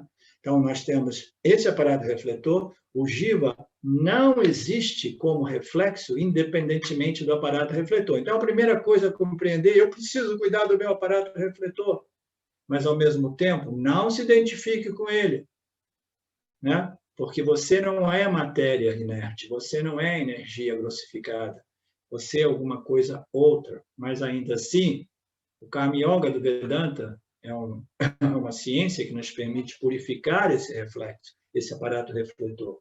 Né? Então, nós temos esse reflexo que não existe livre e independentemente, ele não é nem parte do espelho refletor, nem totalmente separado e independente, ok? Ele é uma condição que ocorre, né, através da consciência original, né, e esse aparato refletor. Né? Então, este reflexo é uma configuração. Né? Então, como configuração, ele é dependente do aparato e ele é limitado pelos atributos deste aparato refletor. Né? Quanto mais satívico, mais ele é contemplativo, puro, claro, focado, né? Com a capacidade de compreender essas escrituras védicas, seguir o Dharma, etc. etc. Então, este Jiva-Atma, ele é, mas não é o aparato refletor. Ele é, mas não é o reflexo que ocorre no aparato refletor. Esse Jiva-Atma, fundamentalmente, é o Atma em sua essência intrínseca. Okay?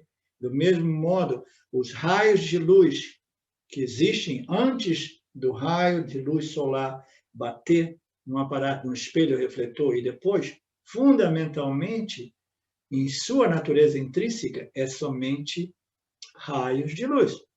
Mas aí vocês dizem, então ele é igual, mas é diferente. Por que ele é diferente? Porque os raios de luz originais que vêm do Sol, eles são autoluminosos. Eles iluminam a si mesmos. Eles saem do Sol, que esse Sol, que é uma analogia maravilhosa, verdade? Esse Sol, ele é autoluminoso, ele não depende de nenhum outro fator. Né? Então, os raios solares, né, os raios de luz originais, eles são autoluminosos, eles são totalmente livres e independentes de qualquer outro fator. Mas quando eles refletem no aparato refletor, eles mantêm a sua natureza intrínseca, que parece ser a mesma coisa. Não, o reflexo da luz é a mesma, em sua natureza intrínseca, mas ainda assim não é a mesma coisa. Por que não é a mesma coisa? Porque este raio de sol refletido depende do aparato refletor e depende dos atributos, das qualidades, da pureza desse aparato refletor. Então, não é a mesma coisa, mas é a mesma coisa, em sua essência intrínseca. Então, a gente tem que ir compreendendo essas nuances de tal modo que a gente não se identifique nem com o aparato, nem com o reflexo, mas que a gente, né, passe por todas essas análises até que a gente possa discriminar e reivindicar a nossa natureza real como aquilo que é intrínseco a essa consciência refletida, que é o quê? A consciência original. Essa consciência original é natural e intrínseca, a refletida não é essencial e intrínseca, ela não é realmente ser, muito embora os Upanishadas digam que o Jiva-Atma é o Paramatma, a experiência da pura consciência testemunhante não é possível sem a consciência refletida. Então, essa consciência pura original, ela não é experiencial, ela não é um agente testemunhante, um agente experienciador, e ela não pode ser experienciada objetivamente, mas ela pode ser experienciada cognitivamente através do seu reflexo. O reflexo ele pode compreender, né? E ele cognitivamente ele pode saber, putz, eu estou experienciando a minha consciência original todo o tempo, mas ela se mistura com esse reflexo aqui, ela se torna um agente experienciador e eu fico confuso a respeito da minha real natureza. Né? Mas cognitivamente a gente sabe, não, eu estou experienciando ambos, estou experienciando a original e a refletida, né? Porque a refletida não existe sem a original. Né? Então, cognitivamente, você experiencia. A nível experiencial, experimental, você também pode experimentar a sua consciência. Mas como? Ela não é um objeto de experiência. Você não experimenta ela diretamente, mas indiretamente. Como? Através do reflexo da mesma no intelecto bem resolvido, num intelecto não extrovertido, porque aí eu posso capturar o brilho natural dessa consciência no intelecto, porque é neste aparato que a cognição, a compreensão e o conhecimento ocorre. Né? Então, eu posso experimentar e conhecer a nível experimental, experiencial, na medida que essa consciência, que não pode ser experimentada diretamente, mas pode ser experimentada através do seu reflexo no intelecto resolvido, como dizia a passagem anterior, no intelecto contemplativo, refletivo. E para isso nós não precisamos de nos tornar yogis ou samadhi yogis, entendeu? E buscar uma caverna e desenvolver uma vassana por Niva e Kalpa. A gente não precisa, porque Yana é o melhor e o mais potente purificador do intelecto humano. Por quê? Porque aborda o problema não através da disciplina e o controle, mas aborda o problema através da compreensão dos mecanismos que extrovertem a mente em direção aos objetos.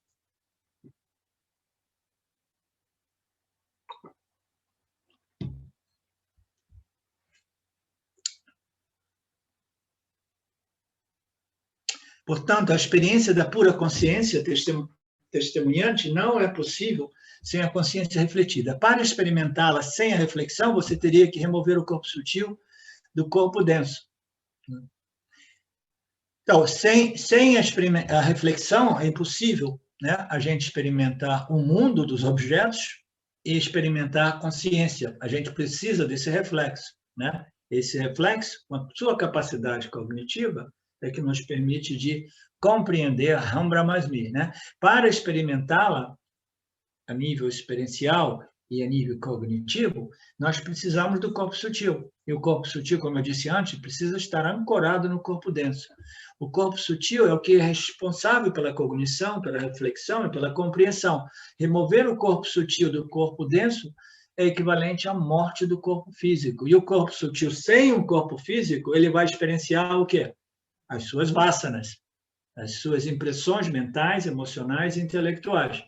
Então, ele não é mais capaz de compreensão, de conhecimento. Tá? Conhecimento é sempre a respeito do campo, e a conhecimento é a respeito de você mesmo, mas ainda assim, esse intelecto humano, ele precisa estar ancorado num corpo físico. Né? Remover o corpo sutil do corpo denso é chamado de morte, o que torna sem sentido essa questão da experiência da consciência original.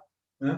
Portanto, o melhor que você pode fazer é resolver a mente no estado de vigília, porque a gente sabe que até mesmo ancorado neste corpo físico, nós temos a possibilidade dos outros estados, os estados de sono profundo, no qual a mente é resolvida, mas ela é resolvida através de quê? De um mar, um oceano indiferenciado de tamas. Aí ela está resolvida, o indivíduo ele simplesmente não experiencia nenhum reflexo, nenhum objeto, nenhum pensamento surge, porque o corpo sutil se recolheu, se suspendeu e se torna o corpo causal. Então, naquele estado, o indivíduo, ele resolve a mente, mas ele resolve através da ignorância. Né? Aí que a gente diz, ignorância também é bliss, mas para algumas pessoas, ignorância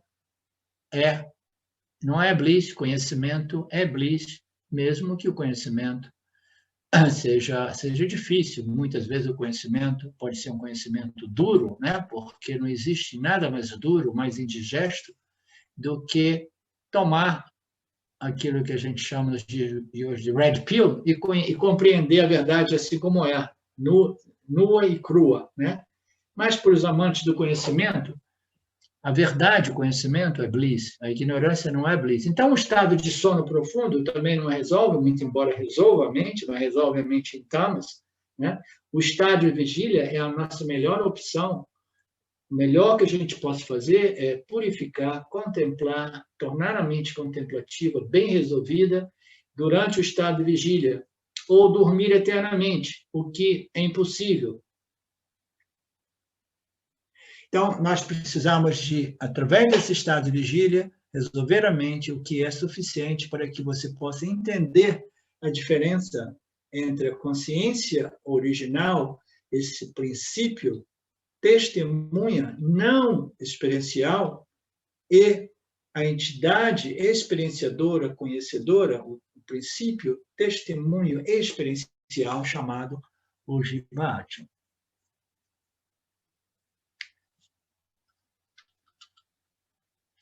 Como é que vocês estão aí?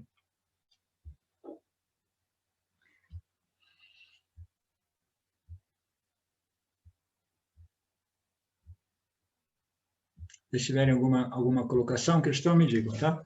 Então, o verso seguinte.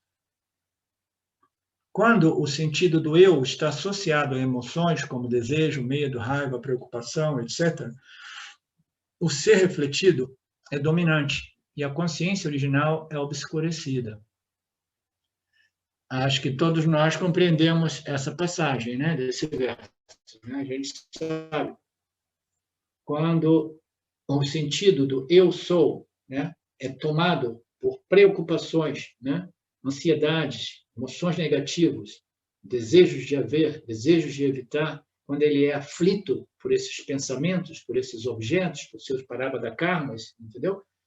Quando ele está em constante associação com pensamentos, desejos, emoções, preocupações, aí ele experimenta frustração, raiva, uma gama ampla de experiências negativas ou emoções negativas.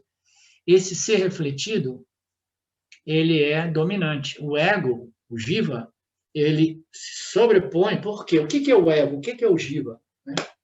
O jiva nada mais é do que as suas vasanas. O jiva, em sua configuração, nós estávamos fazendo antes essa distinção entre o jiva e o jiva atma.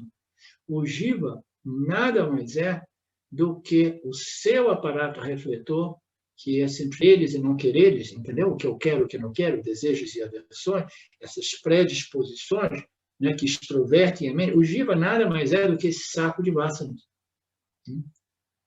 Quando essas emoções surgem, quando esses pensamentos, quando esses medos, as preocupações, aflições, antecipações, etc., significa o quê? Que o jiva, ele é presente, o jiva, o reflexo da consciência, né? Ele dominou e a consciência original, ela parece que ela desaparecesse. Aí que as escrituras dizem, é como se ela estivesse obscurecida ou ofuscada pelo jiva, o jiva, né, em sua configuração, desejos e medos, gostos e desgostos, essas emoções, esses mecanismos mentais e emocionais movidos pelas vasanas, né? Aí o Vidyaranya termina esse verso com uma analogia vedântica muito bacana. Ele diz, uma bola de ferro em brasa, em uma sala escura, ilumina apenas a si mesmo, não os objetos da sala. Então, essa analogia de uma bola de ferro, a gente tem o ferro, né, nos tempos antigos, eles aqueciam o ferro para moldar o ferro e criar diversos materiais, né, utensílios, né, armas, etc, etc. Né? Então, nós temos uma bola de ferro em brasa. Quando ela é mantida em brasa, ela tem uma capacidade de iluminar a si mesma, mas ela não consegue iluminar, né, todos os objetos, né, naquele campo. Né? Ela ilumina apenas a si mesma, não os objetos naquele ambiente. Né? Então, os pensamentos extrovertidos e intensos se iluminam e passam pelos órgãos dos sentidos para envolver e iluminar os objetos dos sentidos. Esses pensamentos extrovertidos, esses desejos, essas emoções fortes, né? Essas preocupações, esse corre-corre, eles passam através dos órgãos sentidos, sem nenhuma disciplina, compulsivamente, eles vão se envolver com os objetos, vão iluminar os pensamentos e objetos. Mas os pensamentos introvertidos, subjetivos, são menos rajásicos e apenas iluminam a si mesmos, né?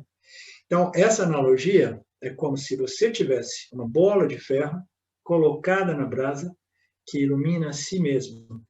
E se você tivesse uma bola de ferro que, de qualquer modo, pudesse ser tão, né, incandescente, não sei se essa palavra ajuda, que ela iluminaria não somente a ela mesma, mas iluminaria todos os objetos no campo. Então, uma outra analogia é um fogo. Quando o fogo ele para de queimar, produzindo fogo, que ilumina o meio ambiente, né?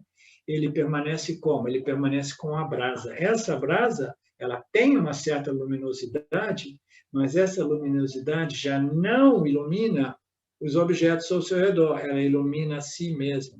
Okay? É uma outra analogia semelhante a essa.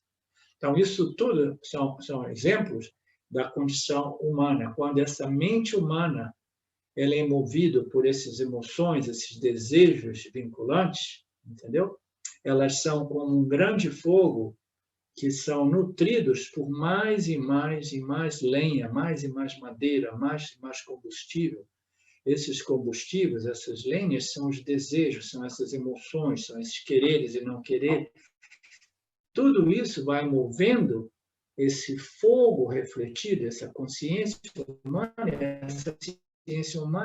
ela começa a iluminar o campo dos objetos e correr atrás mesmo, né? Esse combustível, que esta lenha vai sendo consumido, e não substituído com mais lenha, mais desejos e medos. Então, esse fogo, essa mente, esse intelecto humano, ele se torna mais ou menos como as brasas de um fogo que já não, entendeu? São voltadas para iluminar o campo, mas permanecem autoluminosas. Então, a mente do Yanni é dito como essa luminosidade que existe na brasa, à medida que os desejos e medos, que são os combustíveis da mente humana, né, já não fazem desta brasa um fogo enorme que ilumina os objetos, mas ela permanece autoluminosa, autocontemplativa. Né? Essa é uma analogia muito bonita.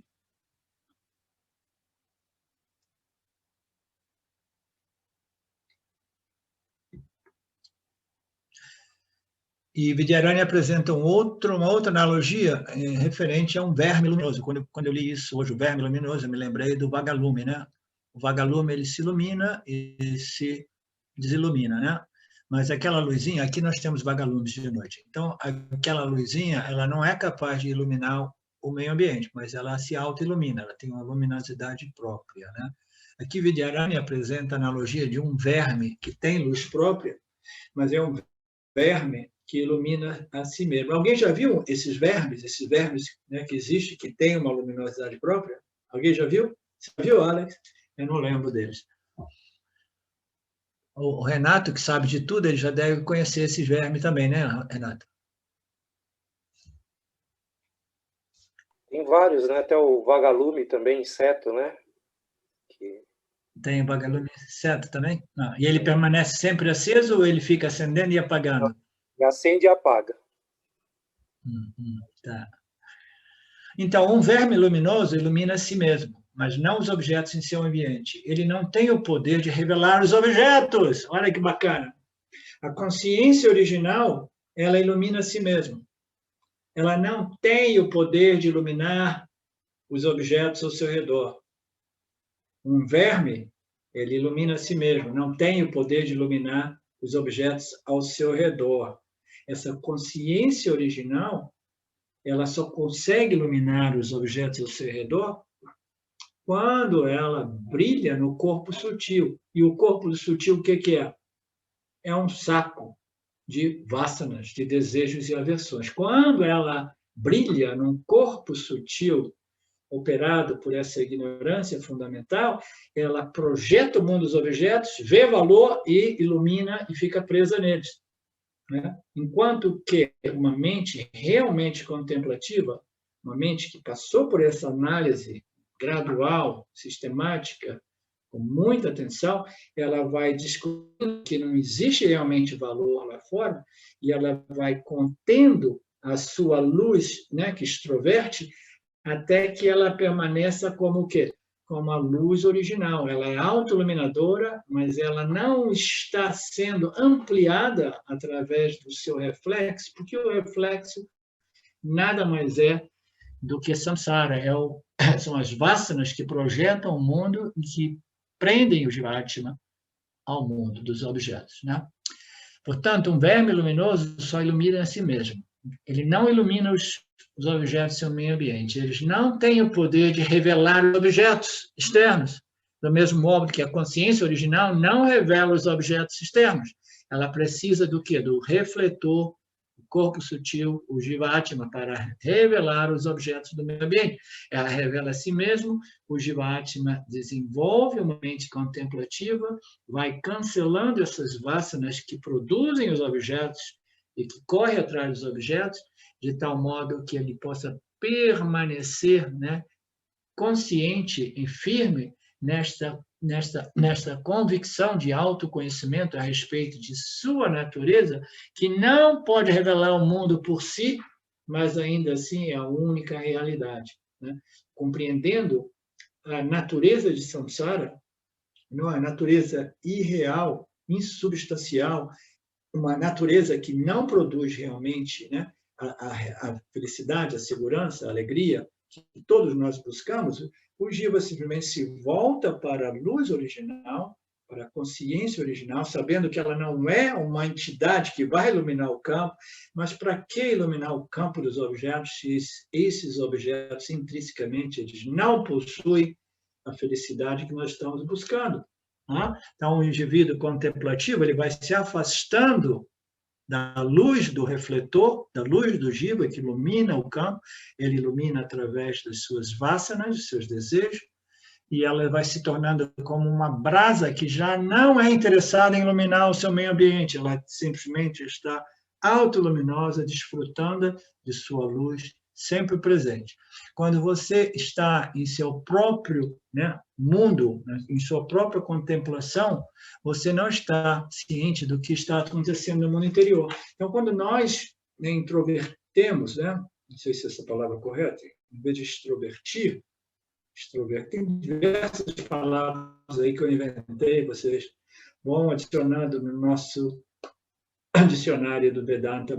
Quando nós, né, entramos nessa introspecção, né, a gente vai simplesmente, no início, vai iluminando o nosso mundo subjetivo, aí daqui a pouco esse mundo subjetivo de objetos, emoções sutis vão simplesmente dissipando, aí quando você vê, a luz da consciência original está sempre ali iluminando o quê?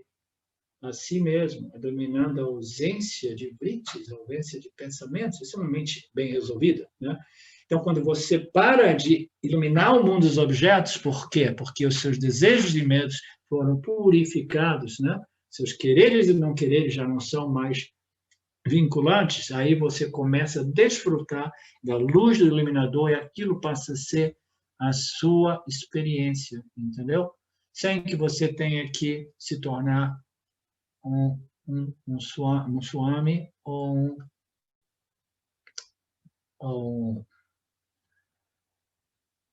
um sage. Um sage não é a palavra que eu queria usar, é sem que você tenha que se tornar um yogi, um Nirvikalpa yogi, né?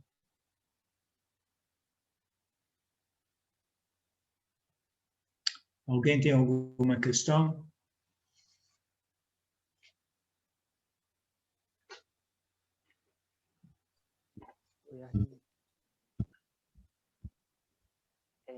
Tá ouvindo? Sim. Eu fiquei com uma dúvida lá no início. Você falou que os 3 aspectos do universo, né, Ishvara, Jagata, são eternos. Mas eles são eternos. Os 3 aspectos do que? Você fala um pouco mais próximo do seu mic, por favor.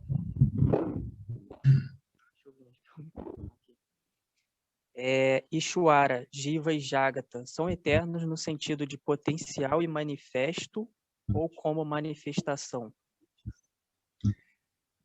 Não, eles são eternos porque é um princípio que de tempo em tempo ele se manifesta e se grossifica, né?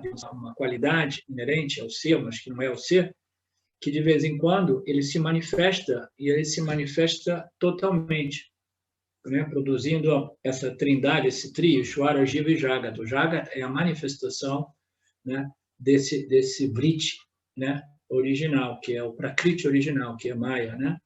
Então, tudo isso existe em sua condição semente, em sua condição, né, potencial dentro do campo macrocósmico.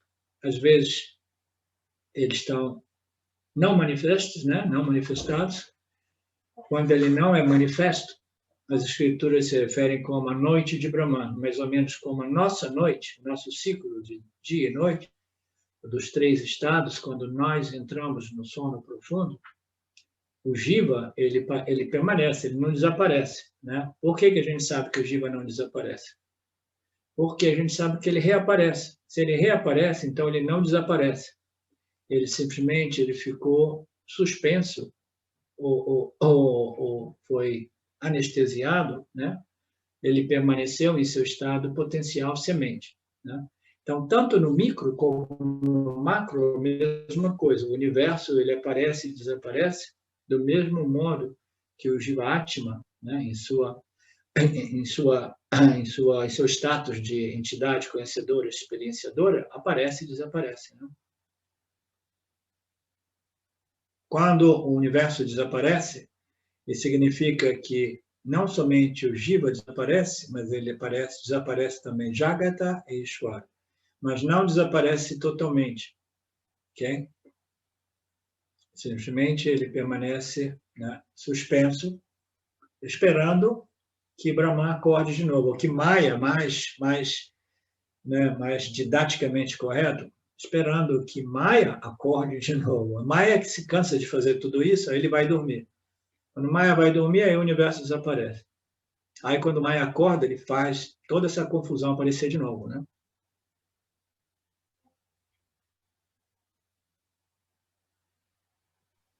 Certo, obrigado.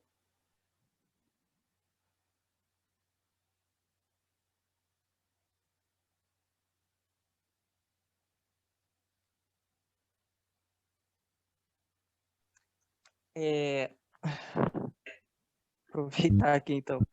O Jivatma seria a consciência associada a um determinado causal que tem ali as vasanas em potencial para um Jiva específico?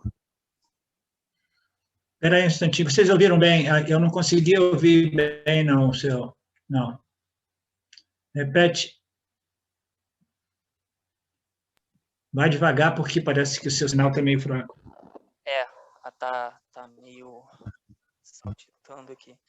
Então, o Jivatma, assim, eu não vi ainda nenhum texto assim, direito a descrição do Jivatma. Mas aí ele me parece, né, uma associação Fatma com Jiva, a consciência associada talvez a um determinado corpo causal que tem ali as vasanas em potencial para um determinado Jiva. Seria esse princípio original associado àquilo que é um determinado Jiva? O Jivatma? Sim. Então, se eu entendi bem, porque, de novo, estava cortando um pouco, mas o Jiva é a consciência, né?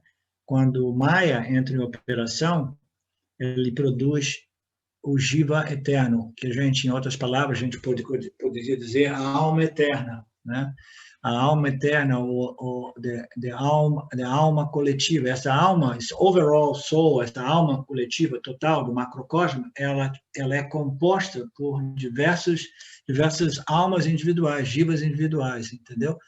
todas elas fazem parte desse corpo macrocosmo causal. Todos os jivas estão ali em potencial, né? Então, o jiva eterna é essa alma eterna, essa alma total, coletiva, entendeu? Que se manifesta como almas individuais, né? E essas almas individuais é um indivíduo, né, manifesto, com um corpo físico unmanifesto, esperando um outro veículo de expressão, e esses indivíduos, eles são bem caracterizados por suas vasanas, por seu processo, né? Seu processo de crescimento, de desenvolvimento, né? As escrituras, porque isso aqui é um processo de causa e efeito, ação e resultado de ações. Se um jiva, se uma alma individual, ela recebe uma encarnação e ela se comporta de modo muito ruim, muito negativo, muito adármico, muito cruel, etc., então as escrituras dizem que essa alma individual, ela não necessariamente ela retorne num outro corpo humano, entendeu? Ela pode retornar em outras expressões, né? Por causa de quê? Porque o karma do indivíduo, ele, de qualquer modo, ele provou para o Lorde desse universo, que é essa inteligência, que ele não merece realmente um instrumento humano. Ele deve, de repente, ser uma barata, ser alguma outra coisa, entendeu? Então, tudo isso é parte dessa viagem, desse percurso, né? Essa jornada da alma individual. E tudo isso é o jiva eterno, né? É o jiva eterno que se torna um jiva individual. Obrigado aí. Nada.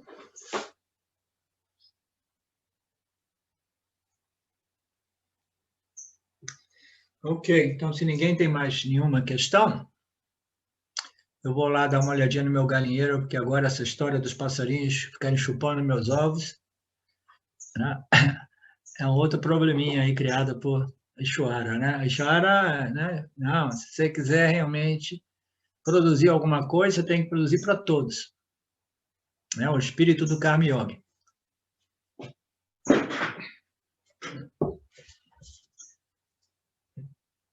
Om Purnamada Purnamidam Purnamudachyate Purnasya Purnamadaya Purnameva Vashishyate. Om Shanti Shanti Shanti. Thank you, Lord. Thank you, Swami Vidyaranya. Obrigado a todos vocês. Até a próxima. Much love. Love you guys.